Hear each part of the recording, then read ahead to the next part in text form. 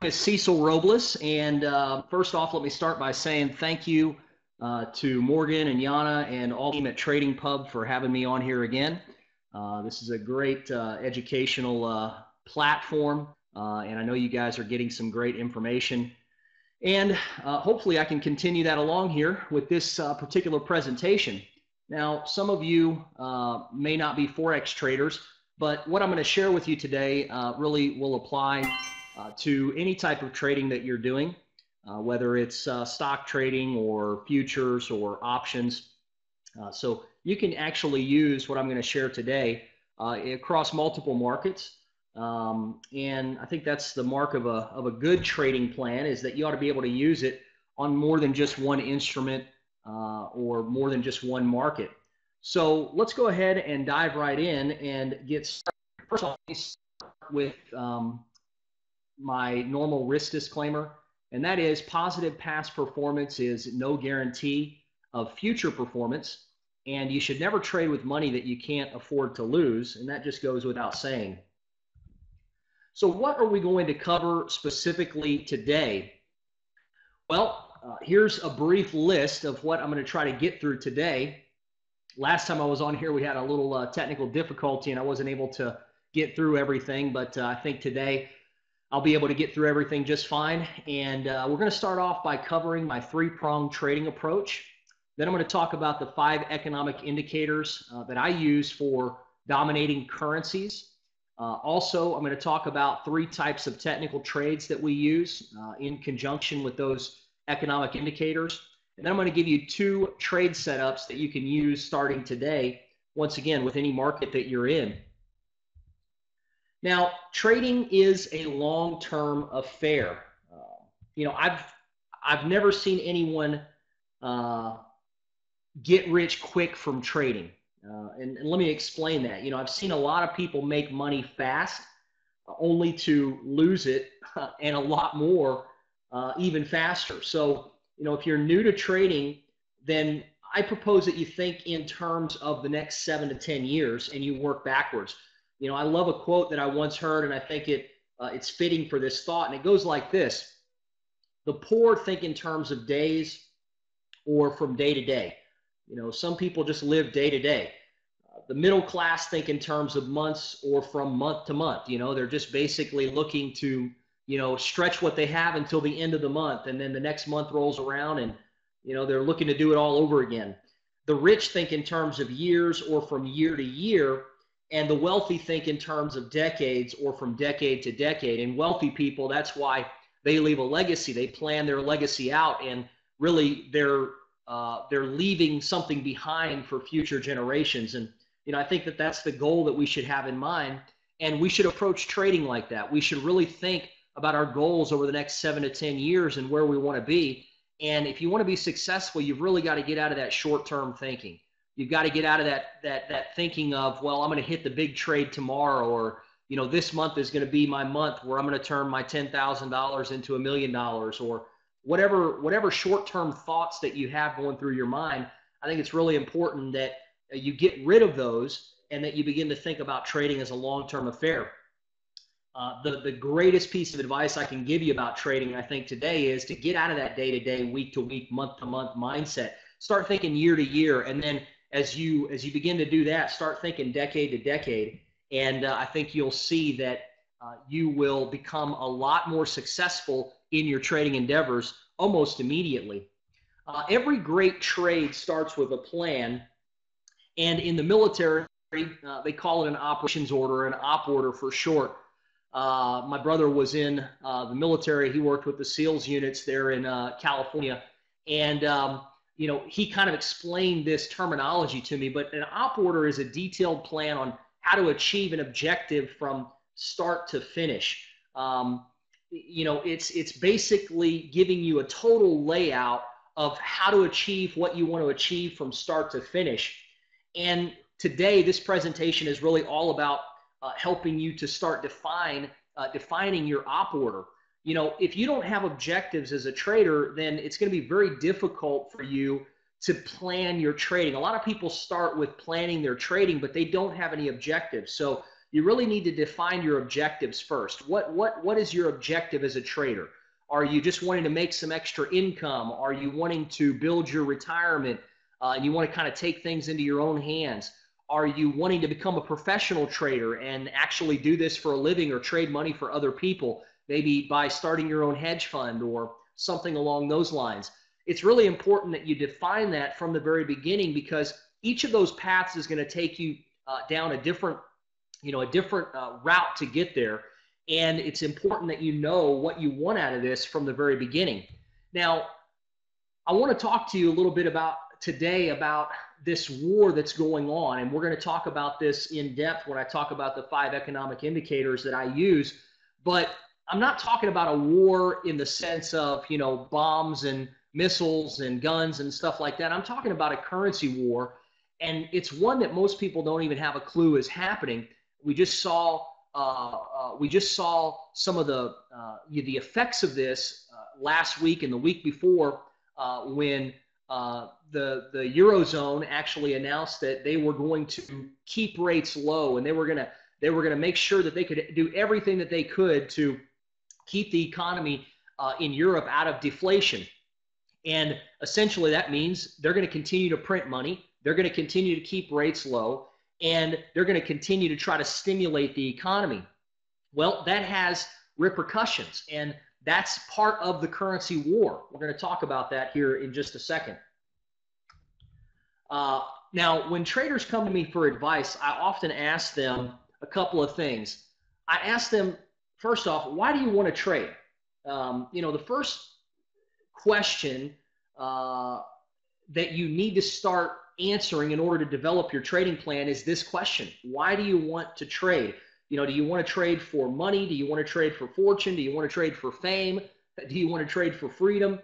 Maybe you want to be able to help your family, or you want to fund a charity. What's your primary reason for trading? And there's no right or wrong answer. You just really have to be honest with yourself. And that's where it starts. That's where your journey in your trading endeavor starts. Why do you want to trade? Answer that question and answer it truthfully. And I think that you'll find your goal setting and your planning a lot easier to do. Secondly is, what do you want to accomplish with your trading efforts? Do you, like I said before, do you want to be a hedge fund manager? Do you want to be able to just quit your day job and have more time to spend with your family? These are two completely different objectives, and they require a completely different plan to get there. So it's real important that you write that down. What's your objective? Why do you want to do this? And maybe your objectives change along the way, but you need to have some kind of a starting objective. Maybe it's just, I just want to make a pile of money, and that's okay. But, you just at least have to write that down and make sure that you know what that objective is. Now, with this in mind, I want to share my trading approach and how this knowledge can benefit you. So I've always tried to keep things simple. When I first got started in trading, I didn't have a clue what I was doing, like most people. I came from a finance background. I actually owned a mortgage banking company at one point, and I learned how to start reading the markets kind of out of a necessity mortgage business because I needed to know when to sell loans, when to buy loans, so on and so forth. And so, sorry about that. And so I needed to learn how to read the bonds markets, and I needed to learn about interest rate. I kind of into trading out of a necessity. And when I first started out, I made things very, very complicated. And I found that wasn't going to work for very, very long. And so what I tried to do was just simplify things. And even Albert Einstein said everything should be made as simple as possible, but not simpler. So my approach to trading and the techniques and methods that I use has really been to try and make it as simple as I possibly can without losing my edge. So what you're going to learn today is very, very simple. Trading rules, how simple it is, and how easy trading really should be. Now, you've probably seen a picture like this before, And this picture wasn't put here really to make fun of traders who have multiple monitors, because I have the same thing going on, but rather to prove a point that human nature is really to overcomplicate things. When it comes to trading, overcomplicating things can cause several paralysis, and it's a real thing. And I actually fell into this trap at one point in my trading career as well. And I call this the crazy cycle. And maybe this sounds familiar to you. You get a bunch of stuff on your charts, or you start listening to a bunch of different voices and a bunch of different people, and they're all saying something different, or the indicators are all telling you something different. And really, this creates confusion. And anytime confusion comes into the picture, it leads to indecision. You don't know which way to go. You don't know whether to buy, whether to sell, or whether to do nothing. Sometimes standing on the sidelines is as important in trading as, actually being in the market. So confusion leads to indecision. Indecision leads to missed opportunities.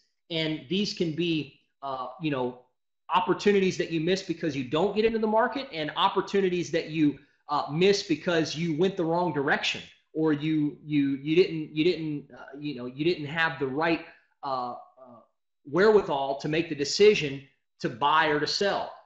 And then, of course, that leads to losses. And these losses can be both realized and unrealized losses. One of the worst things that can happen to a trader is that they have a system that they're following, and because maybe they try to add too much to it, or they try to add another little thing to it that gives them a conflicting signal. They don't follow the rules of their initial system, and they miss out on a really big trading opportunity. That's actually one of the worst things that could happen to a trader, because you see all of the unrealized profits that you're missing out on. And that's a very dangerous thing. Then you start to try to get that back. You try to revenge trade, or you try to, over trade to get that opportunity back. And that's a real dangerous thing. And then, of course, all of this just leads to frustration. And, if you don't quit before you get to this point, then generally you just get caught in this cycle all over again. You say, well, this system doesn't work, or this doesn't work, or that doesn't work. And then you just basically go through the whole process again. You kind of join the indicator of the month club. You add something new to it. And, this crazy cycle is very, very hard to break. Now, the only way to break this cycle is really to simplify things, to strip things down. And that's really the only way to break this crazy cycle.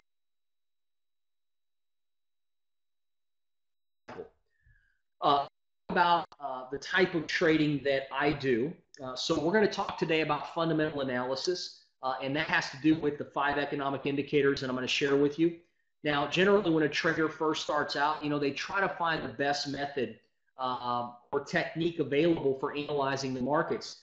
So we go on a treasure hunt. We generally, stories like of George Soros and of Warren Buffett, and these guys use fundamental analysis to really make their overall decisions in the market. What company to buy, which currency to buy, which stock to buy, so on and so forth.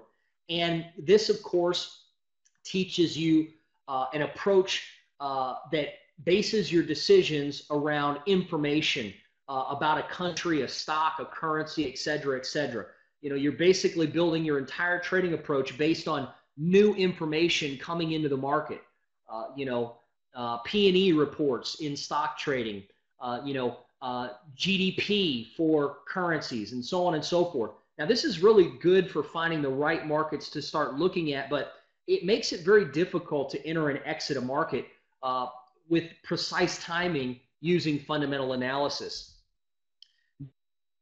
Next, we look at technical analysis. And technical analysis, many of you use technical analysis. And this is where a trader generally progresses to. Technical analysis has its advantages and its disadvantages also. Like, which indicator should I use? Should I use candlesticks or bars or Rankos or range bars? So on and so forth. Which market should I trade? Really, the list goes on and on. And before you know it, you're really getting conflicting signals, and you're second guessing yourself. Generally, this is the cycle that a trader goes through. Now, what I like to do is combine approaches, okay? Behavioral trading is the approach that I use and that I teach others to use, and it combines the psychology or the mood of the market, the fundamentals or what I call the mind of the market, and the technicals or what I call the body of the market. It's a three-pronged approach to work over the long run for me. And the key in trading and in life, as far as I'm concerned, is balance. You know, if you just worked out your body all the time, but you never worked out your mind, you'd be out of balance. If you only fed your mind and not your body, you'd starve before long. So what we do is we look at the overall mood of the market. You know, is it sleepy? That means that there's no trends. There's really not much movement going on. It might be in a consolidated state. Is it angry or confused? That means that it's very volatile with little sustained direction. It's just basically moving back and forth in whipsaw action. Is it happy? You know, this is a steady, smooth trend. You know, what are the powers that be saying about the market? This creates a general sentiment about the market. Next, we look at the fundamentals. Now, fundamentals, we use fundamentals to help us determine what market to be trading at any given time. You know, fundamentals are essentially made up of the stories that investors or the powers that be are exchanging about the market and other important data being released. We'll look at the charts and we'll actually see in just a moment how that fundamental analysis really affects the market. And then lastly, we look at the technicals such as price action, trends, volatility, and momentum. And this gives us our three-pronged behavioral trading approach. Now, the next thing that I want to talk about is trend following. You know, I hold a firm belief that the majority of money to be made in a market is made by following trends. And I believe this is well proven and well documented over the past 100 years. You know, billionaire traders like George Soros have made their biggest and most profitable trades by capturing large trends in the market. And with that said, we apply it to finding and exploiting the best trends in the currency market. Now, what exactly is trend following? Well, it's just a simple two-part equation. The first part is trend. So, you know, without a trend, a trader really doesn't make money. Now, you can, of course, trading options, and, you know, if you're more of a mean regression type of trader, then you can make some money, but you still need the market to move in one direction or the other if you're going to actually trade, you know, the standard way of trading. Now, think about it. If you buy a market, you can't make money unless you sell at a higher price. Therefore, a trend of some kind is necessary. The next part of the equation, of course, is following. You know, and I've said it a million times, especially in the currency market, that not one individual trader is able to move the market for any length of time. Now, I will say that in the currency market, you know, the central banks, they have a lot of power. They have a lot of say-so in which direction the market goes. You know, we just saw that a couple of weeks ago when Mario Draghi, the head of the ECB, you know, he said basically, hey, we're going to do everything we can in our power to make sure that we get out of this deflationary environment. We don't go further into deflation. We actually begin to stimulate the economy. Well, that had a far-reaching impact on the market, and traders that understand this, you know, had the potential to make a lot of money in the last couple of weeks, just in the euro dollar alone. And there's many other currencies that were affected by this as well. So, you know, as trend followers, all we do is wait for that information, and then we jump on that trend. We're not trying to, you know, predict where the market is going to go. We're reactionary. You know, we're not trying to predict. We're just basically trying to react to the market. And that's the beauty of it, is you don't have to predict where the market's going to go as a trend follower. You just react to the price action in the market and the information that you're getting, and voila, you make your trades. Now, you know, trend traders are disciplined to follow an exact set of trading rules without guessing or wild emotions. And here's the top 10 reasons for trend following I see. You can profit in up and down markets. So, you know, you don't have to worry about just buy and hold or, you know, any kind of stuff like that. You don't have to listen to analysts or daily news all the time. You know, you don't have to make predictions. You can let your profits run to make big money. And we're going to talk about that here in just a second when I show you the charts, how some strategies that you can use to dynamically let your profits run instead of just having, having static profit targets. You can't ever let your profits run by having static profit targets. You have to dynamically let your profits run. And there's some very simple ways to do that. You need to use sound risk management. And that's another thing about trend following, is that it uses sound risk management. It takes advantage of mass psychology.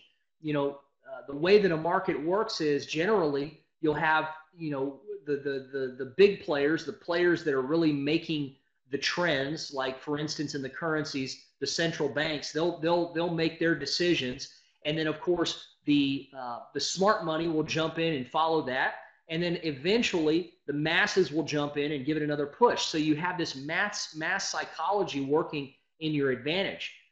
It uses a scientific approach to trading. It's mechanical. It doesn't, guess or anything like that. It has a strong historical performance in crisis periods. Now, right now, everything seems to be hunky-dory in the equities markets, but I can tell you just from experience that we're in a bubble, just like the housing bubble, just like the stock market bubbles of the past. We're in a bubble, and the bubble will eventually bust. It's just a matter of time. All signs are pointing to that. And generally, when there's low fear, that's usually when fear is injected into the market at a very rapid rate. And if you look at the VIX right now, you can see that it is at its lowest point that it's been in quite some time. And that means that there's no fear in the market. And so generally, the market has a way of injecting fear very rapidly, especially when it's at its lowest point of fear. When everybody says, hey, everything's great, generally that's when something drastic happens. So you need to be very cautious about, the days ahead. It works across all markets with liquidity. There's no government reliance, right? You don't have to worry about getting a government bailout when you're a trend follower. Now, money management is really key to my whole trading approach. And money management defines a couple of things, right? It asks questions. That's how you develop your money management strategy. Now, it is also what is known as position sizing. So you're gonna find out what position sizing is when you dive into money management. Now it answers these questions. Number one, what kind of a person am I? This is important to your trading strategy. Do you have a large appetite for risk, or are you risk averse? I recommend taking a financial personality evaluation to help you really answer this kind of question. You'll want to find out what kind of a trading system your personality is suited for. Do you like the fast pace of day trading, or do you have a more Cadillac personality, where you only want to be in front of the charts or make your trading decisions in, a very short period of time each day? When newbie traders get into the game, I see every one of them make the same mistake, just like I did. They put a lot of focus on finding the right system to trade without knowing what system is best suited for their personality. So really the first step is to do some basic self-work to determine what best fits you. Number two, what are my profit goals? If your goal is to turn $1,000 into $1 million in the next 12 to 24 months, it's a pretty unrealistic goal. But if your goal is to profit on average 30 to 50% per year, and you're just trading for you personally, that's a very attainable goal, and one that over time can make you very, very wealthy if you can keep that streak up. Now, to achieve this, you only need to trade a system that makes on average 1 R each week, where R stands for risk. So, essentially, if you risk 1%, all you need to do is make 1% back in order for you to determine how many trades that you need to make in order to make that 30 to 50% profit per year. Now, over approximately 100 trades, you should be able to determine this very, very easily. And you should be able to determine how much on average you should expect to make on every trade you place. If you don't know on average what you're going to make with every single trade, and I'm not talking about, well, I risk 1% so I could lose 1% on this trade. No, I'm talking about what does your system overall, what does it make on every single trade that you take? I know that on average with one of my systems, I make 0.75 R on every trade that I place. So if I risk 1% on every trade, I know that I'm going to make 0.75% on average on every single trade. So all I need to do is place roughly 1 to 2 trades per week in order to achieve that goal of 30 to 50% by the end of the year. That's very, very easy to do. Now, my beliefs about money management are very, very simple, all right? But I do have beliefs, and everybody has beliefs about money management. Now, I'm going to give you my beliefs, and then from there, you can decide which of those beliefs fits you, and maybe you have different beliefs about money management. That's all right. You still have to know what your beliefs are so that then you can begin to develop a system around those beliefs. Number one, most profitable systems let the winners run and cut losers quickly. Now, notice I said most, not all, but most profitable systems let the winners run and cut losers quickly. From my experience in analyzing hundreds and hundreds of systems over my 10-year career as a trader, that's what I've seen. Now, I'm not saying that every system is like that, because I've seen systems that had an inverted reward to risk ratio and actually took their profits very quickly and, had maybe the same amount of risk or even inverted risk on that position make money. But I would much rather trade a system that lets the winners run and cuts the losers quickly, because psychologically it's much easier to follow when you get into a drawdown. Number two, I'd much rather scale into a position than scale out of a position. I know a lot of people, when they come to me, they ask me, well, when do you take your first profit target and your second profit target and your third profit target? The answer is very simple. I rarely trade with profit targets, especially when I'm doing end of day trading. I very rarely trade with profit targets, because I'd much rather scale into a position than scale out of a position. Now, in order to do that, you have to have very strong conviction based on information that you have that a market is going to move in your favor. And with the fundamentals that we use, it's not very difficult to find out when a market's going to move, or when it's at least ripe for moving, so that we can then scale into that particular position. I add to my winners as often as possible. If I'm in a winning trade, I try to find points that I can add on to that particular trade.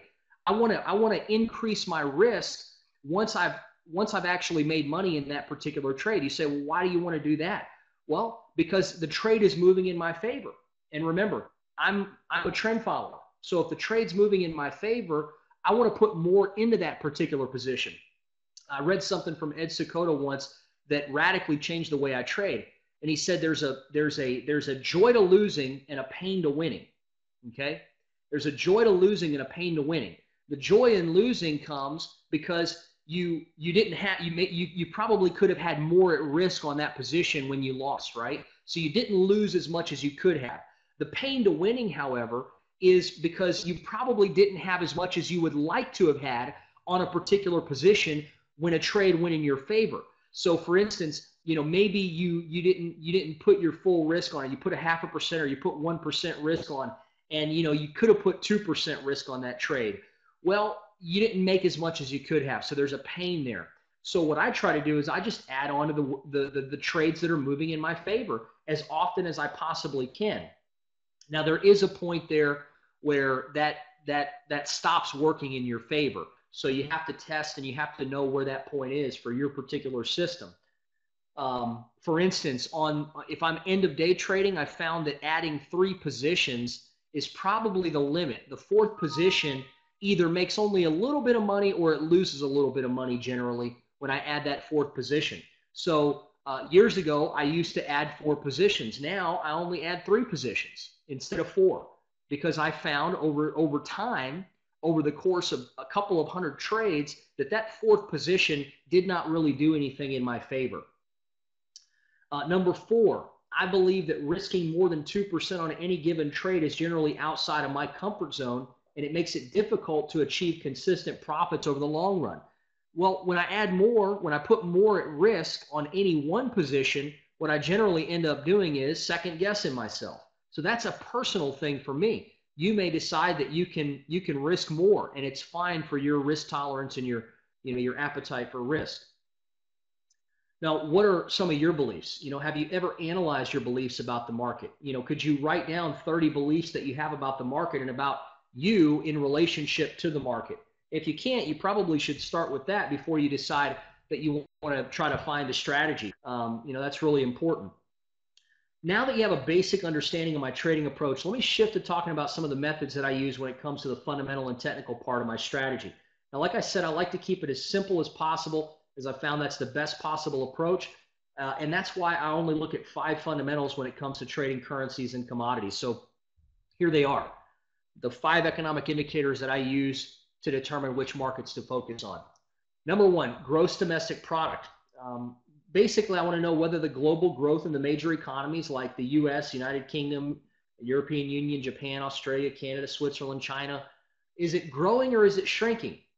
And of course, you can use this with things beyond just the major economies. You know, you can use emerging economies as well, like for instance Brazil, South Africa. Those have been some great economies to actually trade in the past few years because we've seen major swings in their GDP. Anytime you see major swings in GDP in an economy, you know that there's going to be major movement in their currency. Okay. Number 2, consumer price index. This is the index that I use to measure inflation, right? And the question to ask is this: is the trend of inflation rising or is it falling in the major economies of the world? Now, the reason why the consumer price index is important is because it actually shows you what the end user is paying for products, is paying for goods. And you know, in the US, the Fed's way of measuring inflation, now they've changed it. It used to just be consumer price index. Now they've changed it so they show the inflation rate is very low. But if you look at the consumer price index over the last few years, you'll see that there is a steady trend, an uptrend in the consumer price index. What does that mean? It means we're paying more for the goods that are being produced. That's ultimately going to lead to inflation. Now, we've been in a deflationary environment, or we've been in an environment where things are shrinking, things aren't expanding very rapidly, but ultimately, the more money that we pump into the economy, the more expensive goods become, and the less valuable money becomes because there's more of it. It's going to lead ultimately to inflation. That's where quantitative easing comes in, or what is known as money printing. And this is probably the single greatest influence to creating big trends in currencies in our generation as a trader, or as traders. You want to pay close attention to this. For instance, just last week, you know, the ECB president said, hey, we're going to do whatever it takes, right? What happened? All of a sudden, the euro drops like a rock, right? The euro was getting too high. Why? Well, money was pouring into the European economy, okay? When the euro is too high, it makes their goods too expensive to buy, which means that their exports go down, which means that it slows their economy down, all right? That's the whole currency war. That's what the whole currency war is all about. It's about causing your currency to decrease in value so that your exports become cheaper, so that more people will buy your goods, which will stimulate your economy. That's the ultimate and very simple, explanation of currency wars right there. So anytime you hear quantitative easing, anytime you hear money printing, anytime you hear them say we're going to do whatever it takes to stimulate the economy, guess what? You can expect that currency to drop in value against other currencies, okay? Risk on, risk off. This is a way to measure the sentiment of Wall Street and professional traders and investors. Are traders saying that risk is on? Okay, that means that they're buying stocks, they're buying equities. Risk is on. We're willing to put more at risk, right? We're willing to trade riskier investments to make a higher return. Okay, or are they saying risk is off? Okay, right now risk is on, fear is down. How do you measure risk on, risk off? Very simple. Look at the VIX. It's a very simple way to measure risk on, risk off. If there's no fear in the market, then risk is on. People are willing to take massive risks. And anytime people take massive risks, guess what generally happens? At some point, people are going to have massive losses. And that leads to eventually heightened fear and panic. And of course, that's the mass psychology of the market, right? That's when you get big trends in markets. That's when you're going to see the volatility in currencies explode. That's when you're going to see major drops in the stock markets around the world. That will happen at some point again in the future.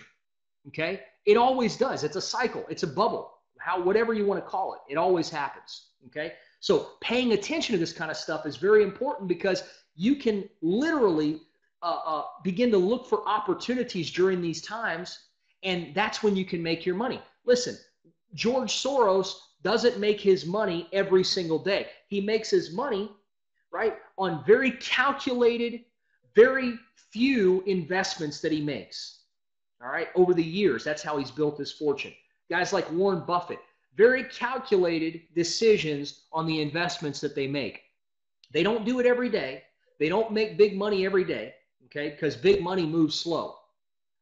That's something you should write down. Big money moves slow, okay? It doesn't move fast. So you're not going to make big money by something very fast.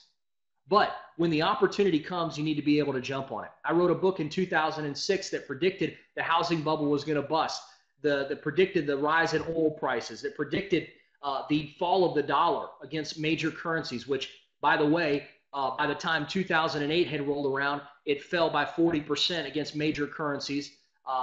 Oil prices had already gone to, $140, $150 a barrel, basically. And of course, the housing bubble had bust. So it's being able to understand what's going on in the overall big picture. This is the macro view. This is what fundamentals do, is give you the macro view of the market. And then the next thing that I look at is the CRB commodity index. All right, the CRB commodity index is good because it measures the price of commodities across the board. Now, generally, when the dollar is losing value, commodity prices rise. When the dollar is gaining value, commodity prices fall. So one way to hedge against a falling dollar is to invest in currencies that are tied to commodity prices, such as the Canadian dollar, the Australian dollar, right? These are currencies that are commodity-driven currencies. So when you see commodity prices on the rise, it's time to invest in those particular currencies, all right? And currencies are a lot less volatile than commodities, and they're not nearly as risky, and you don't need as much money to trade them. So that's why if you're more of a, you have a lower appetite for risk, instead of investing in commodities, you can simply invest in the currency that basically is an underlying commodity currency. All right, let's move forward really quickly because my time's running out here.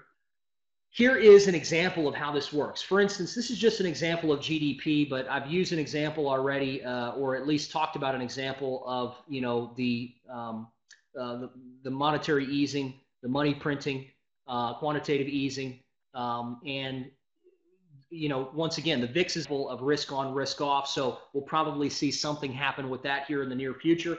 But this is an example of GDP, and this is what happened in 2008. You can see that GDP contracts in the first quarter of 2008. It went negative for the first time in quite some time. It went in negative territory.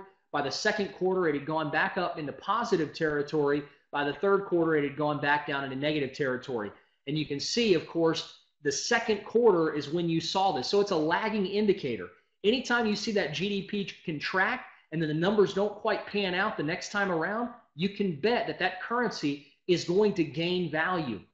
Why is that? Well, because the economy has shrunk, fear has been injected into the market, and people are taking their money out of equities and putting their money into safer bets, safer investments, fixed income, fixed assets, like treasuries, bonds, currencies, so on and so forth.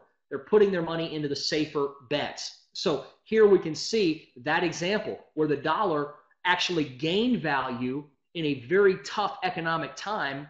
Why? It's the safe haven. It's a safe haven currency, right? It's the most traded currency in the world. It's considered a safe haven currency. So in the midst of global crisis, what happened? The dollar gained value, all right? And then we can see that eventually as GDP turned back around, we can see that the dollar started to gain back value in 2009 and into 2010, of course. Then it started to drop again. And that was all due to other factors, obviously, like quantitative easing. Now, let's talk about the types of technical trades that I make. They're very simple: breakouts, reversals, and continuations. All right. We have the three-pronged approach here when it comes to technical trading: breakouts, reversals, and continuations. All right. I'm going to actually show you some breakout trades, but I'm also going to show you some continuation, a continuation trade that you can actually start using today in your trading. So let's look at how this combined approach 2012, when the Bank of Japan, here's an article that came out September 19th, 2012, when the Bank of Japan announced that it would expand its asset purchase program by 10 trillion yen in an effort to stimulate its economy as global demand slows. So here, Japan's central bank said that it's going to ramp up its current bond buying program from 70 trillion yen to 80 trillion yen, a difference of $126 billion. And you can see what happened to this particular market. Well, the yen lost major strength against the euro, against the US dollar, against the British pound, against other major currencies. You can see where the announcement happened. You can see where the trend began to start taking place in September, October, November. Why? Because the Bank of Japan wanted to deflate its currency value, right, so that it could begin to stimulate the economy. It would begin to produce goods for cheaper, making goods cheaper to buy, making their exports go up, making their economy stimulate, making companies earn more, make more, so on and so forth, so they have to hire employees. Okay, it stimulated the job growth. That's the idea behind it. It stimulates the economy. All right. If you've never been taught this is just basic economics, but this is the way that it works. And this is the environment that we're in right now. So if we're in this environment, and that's what these central banks are doing, then we need to learn to trade like that until something else takes place. Back in the early 2000s, in the late 90s, in the early 2000s, it was all about interest rates. Interest rates were driving everything. Now, interest rates across the board are at historic lows.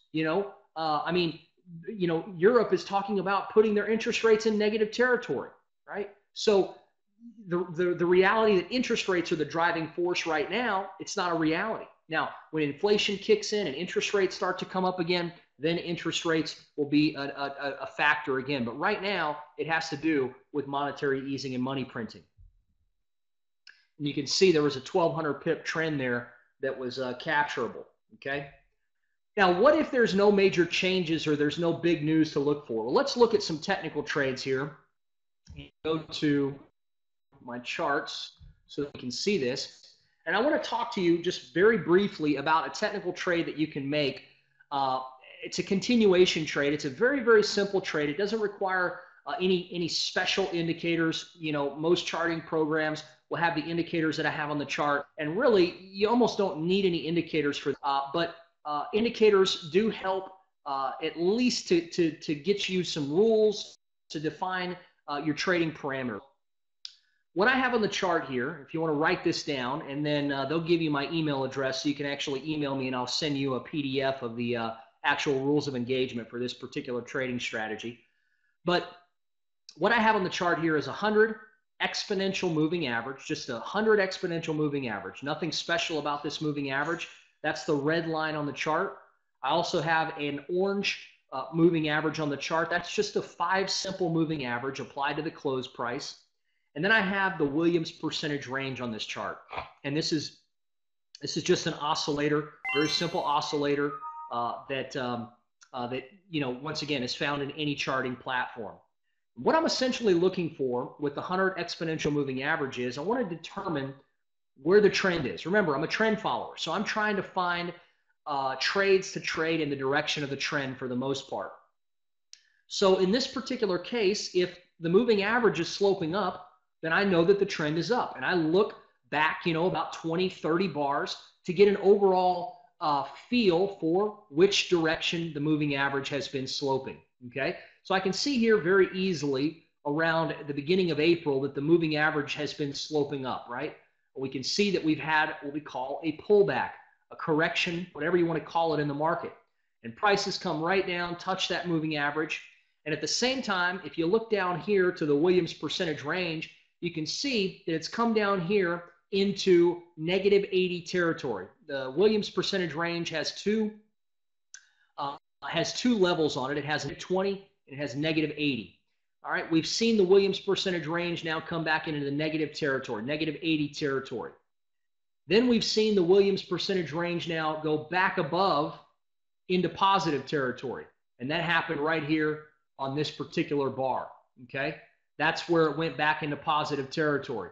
Then it came back into negative territory, and it went back into positive territory right here on this particular bar, as you can see, okay? So we've had it go into negative territory once, into negative 80 territory once, into negative 80 territory again, and it came back above. Anytime this happens on the daily chart, the weekly chart, really you can apply this to any chart all the way down to the 1 hour chart. Anytime this happens, let's say we're looking at an end of day chart, like the euro dollar daily chart.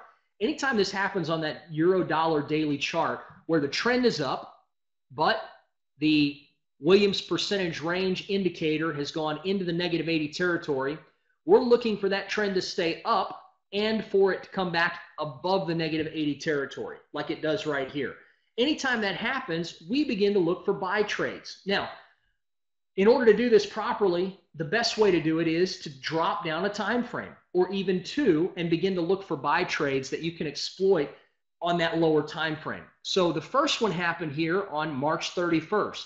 If we drop down to the 4 hour time frame and we go to March 31st, which is basically right here, we can begin to look for buy trades in this particular area, this particular territory. I'm going to move this over just one here so that we can see whether or not we would have had any buy trades or not.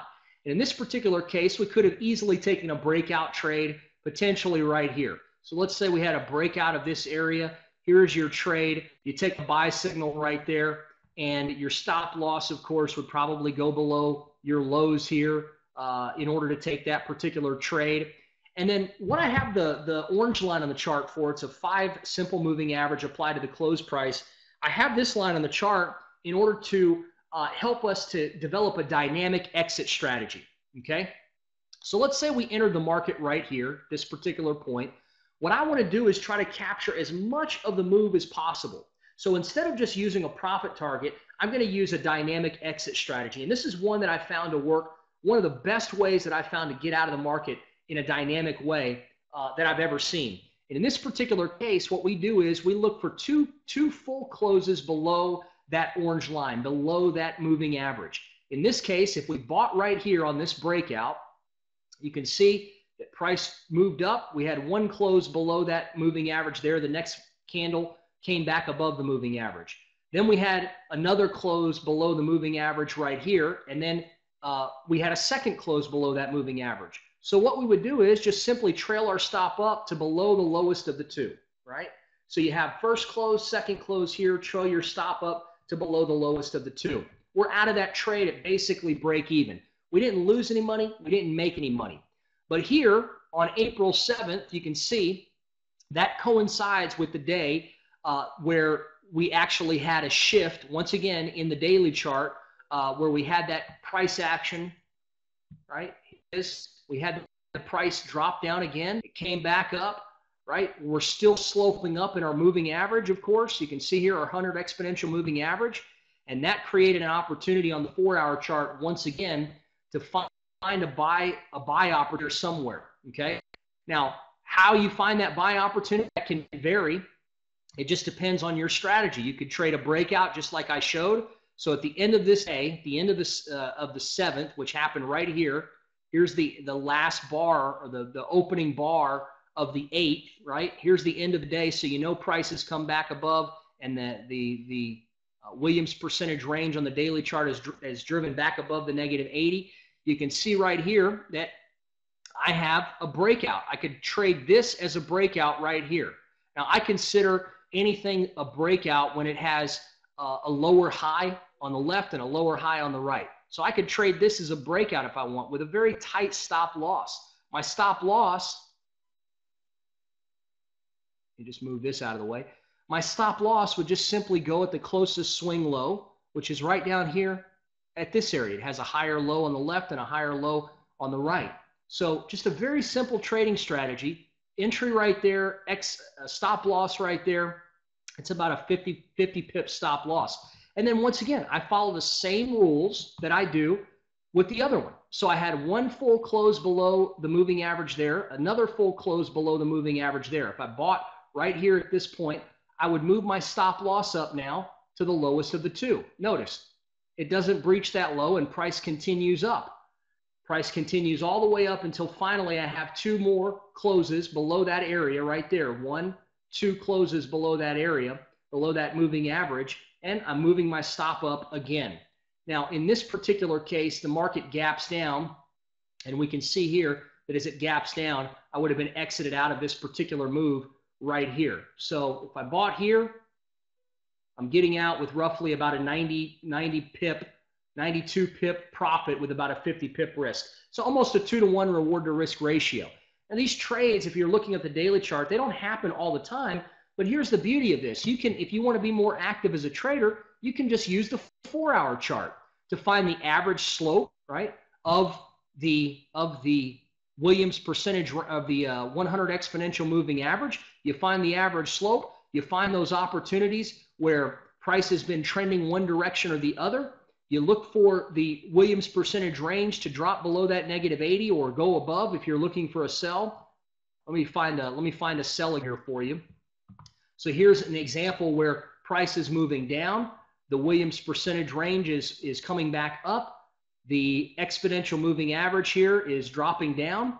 And you can see that price pierces above, comes back below, pierces above, comes back below a couple of times here. We can drop down to the hour chart in this particular instance and look for selling opportunities on the hour chart, okay? Every time we have that happen, we can look for selling opportunities. We had it happen over here again, price still trending down. We can look for selling opportunities. We had it right here again. This is just recently. Here it happened again. You can look for selling opportunities right here. Here it happened again. You can look for selling opportunities right here, right? Look at this. This is just over the last couple of days. You can see the kind of movement that you could have caught right here on the euro dollar. So if I drop down to the 1-hour chart, I go to where I am today, I look for opportunity on that 1-hour chart, had a breakout right here, all right? And I find every breakout opportunity I can, okay? Or pullback opportunities within that frame of time as well.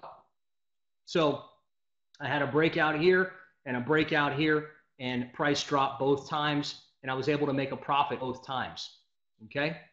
So sometimes your winners run farther. Sometimes you get out at break even. Sometimes you get out at a small loss. The benefit to using what I call the money line close, this dynamic way of exiting the trade using your 5 simple moving average, the benefit to that, of course, is enormous because you're able to let your profits run for a significant period of time if, in fact, the market does trend without pulling back.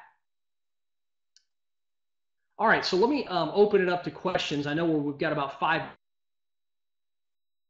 minutes left here.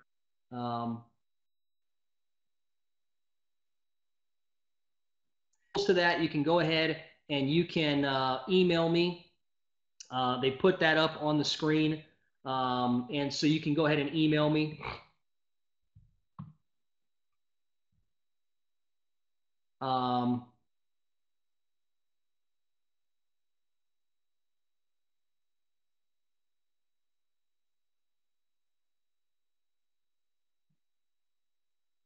If you have some questions, let me go ahead and take time and answer those questions right now. I thought I was presenting until 12:45, but I guess I'm on until or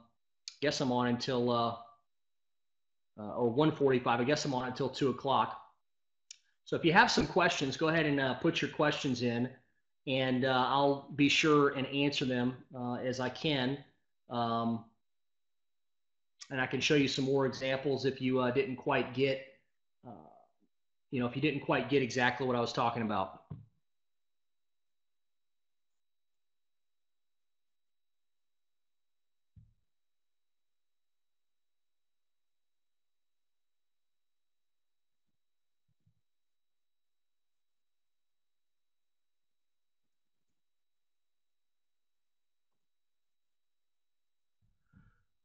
books on money management, position sizing. I would get Van Tharp's Definitive Guide to Position Sizing Strategies. That's a great book. And it's, I mean, it's absolutely probably the most in-depth book that you can find on position sizing. The Trading Game, Playing by the Numbers by Ryan Jones. He uses what is called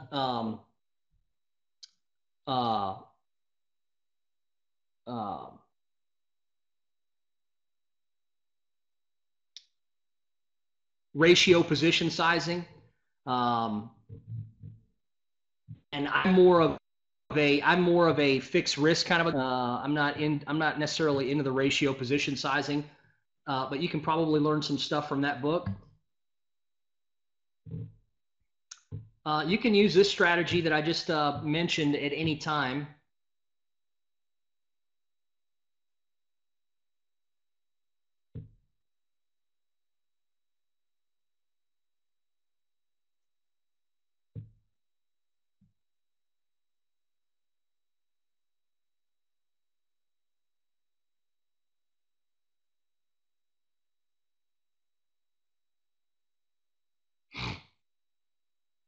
What would I look at to take a position on the Aussie dollar?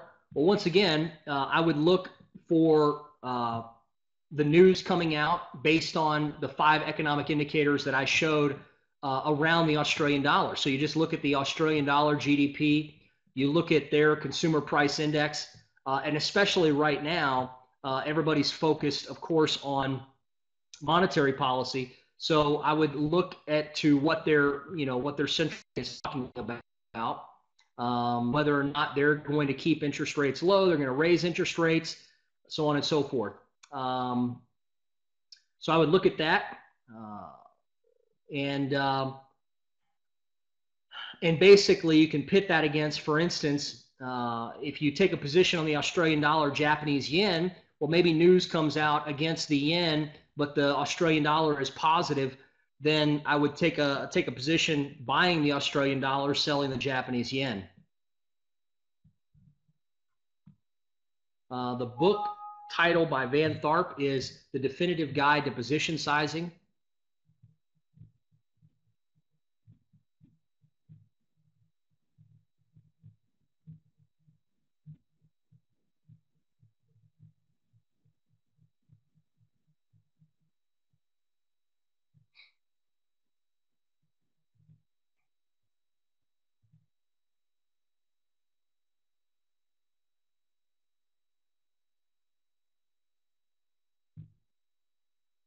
CRB is up, commodity currency up, dollar index up, interest rate down.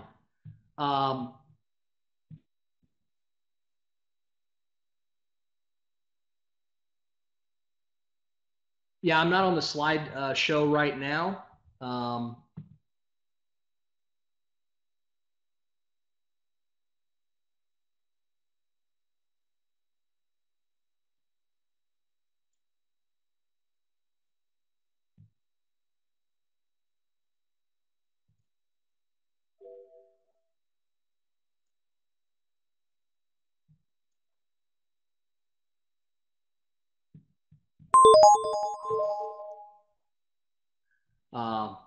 I just put the slides back up, but we're done with that particular presentation. So if you want me to jump back to the charts, if you have any questions about the strategy that I laid out there, the technical strategy, and I'll be more than happy to answer them for you.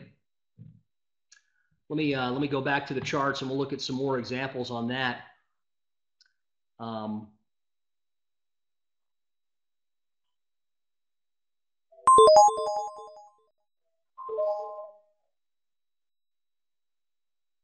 I can't hear anybody else talking, so I'm sorry if you've been trying to get me and I can't hear you. Let me go back to the charts now.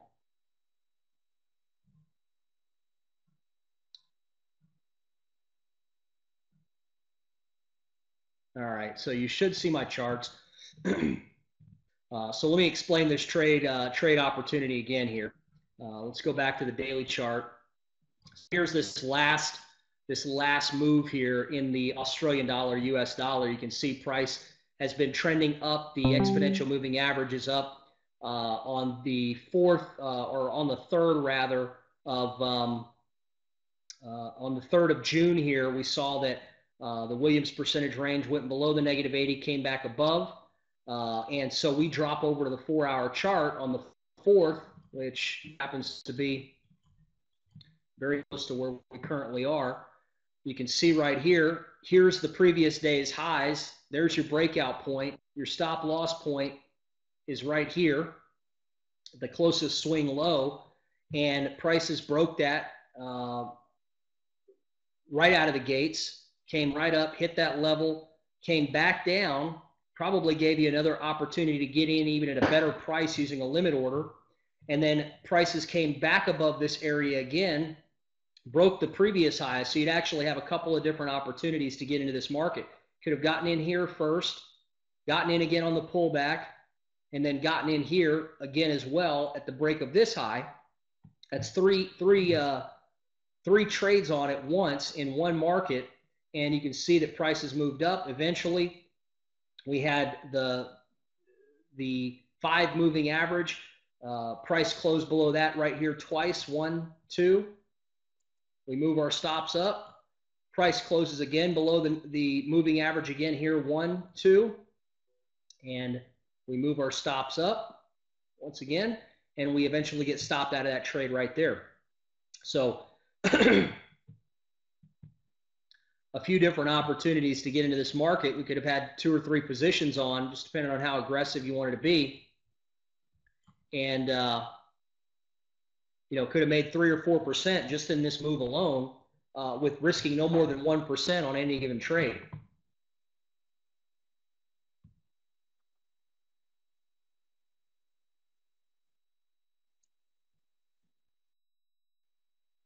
I'm using the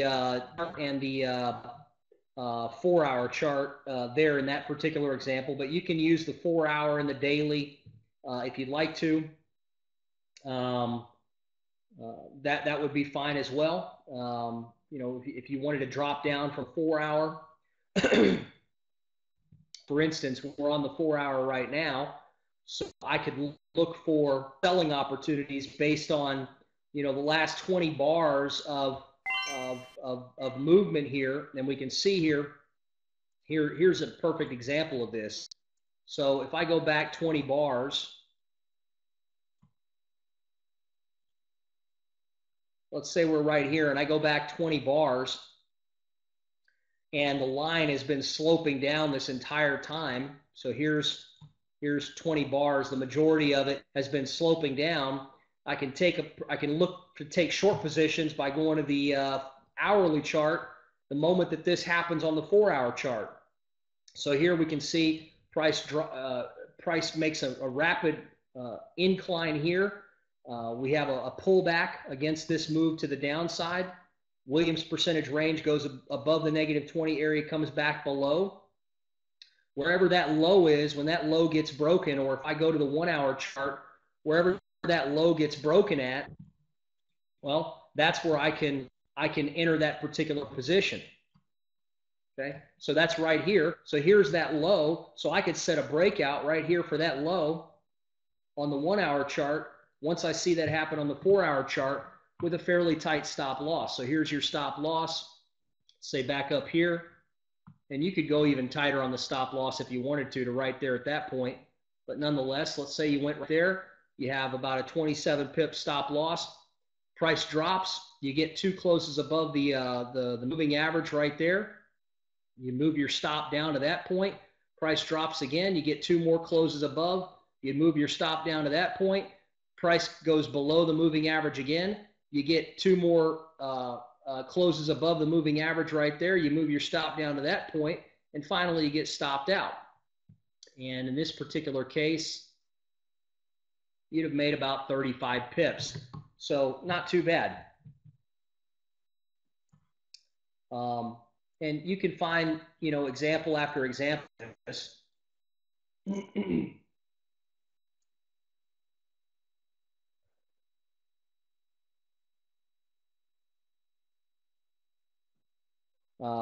Of course, you want to use this with the more volatile pairs, the pairs that move more. And you can find volatility and how much a currency moves very simply. There's a lot of tools out there to help you find average daily ranges and whether or not that's been shrinking or increasing over a period of time.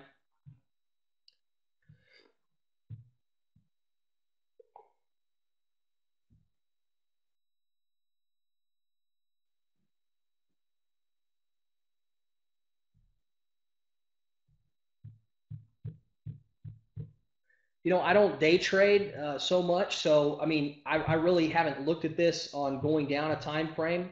Um,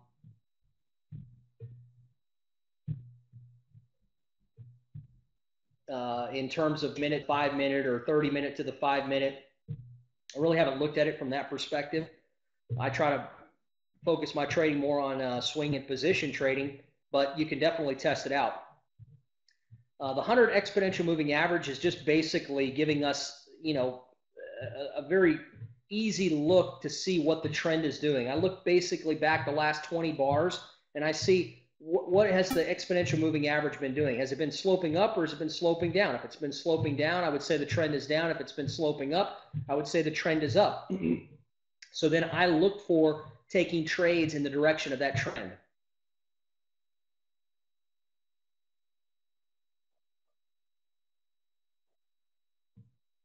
Um, the MAs are the 100 and the 5 moving average. The 5 is a simple moving average. The 100 is an exponential moving average. This strategy, as far as I know, works across the board on many different markets. So CFDs and commodities shouldn't be any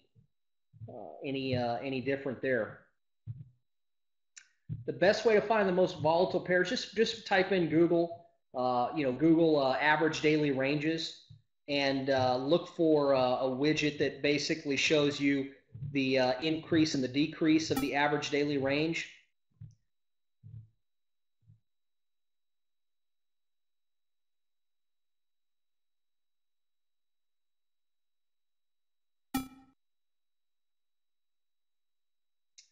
Once again, if you want to get the rules, just go ahead and send me an email, and sometime in the next 24 hours, we'll get you a copy of that PDF out so that you'll have the rules for this particular trading strategy, and as well as a copy of the presentation today, so that way you'll be able to kind of follow along with what we did.